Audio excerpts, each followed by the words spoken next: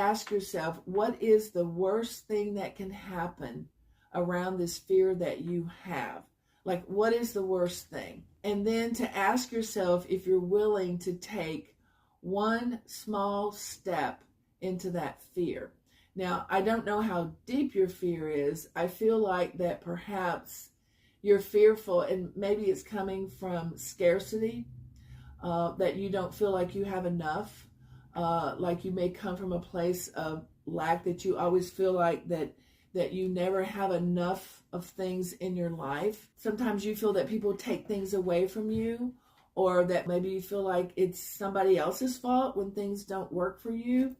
But I did draw a card for you while I was talking, and this is the Nine of Cups. And 9 usually means that we could be in a position to let go of our past. And the word on the card is fulfillment. And I want to send you the energy of fulfillment, of being able to create some of the things that you dream about and that you think about. And I would like for you to think of those things not as you can't have them, but that you can manifest them. And I want you to put positive energy into that. And maybe it's some small something, but I know that even in the darkest of times, in the most negative of times, there is always a silver lining. And you have to look for that. You have to see the good in something that may not be so good. And I know that I've worked with a lot of people lately that are thinking and feeling very negative.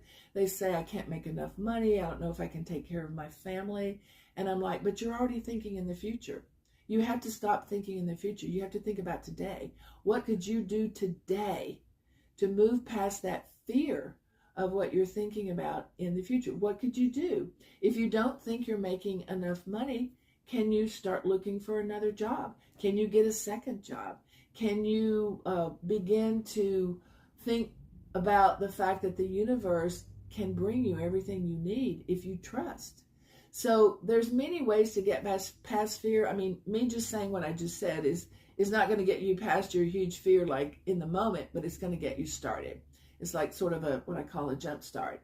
And if you truly want to move past fear, then you really have to take some time to start working on creating positive thoughts, positive energy, and positive behaviors.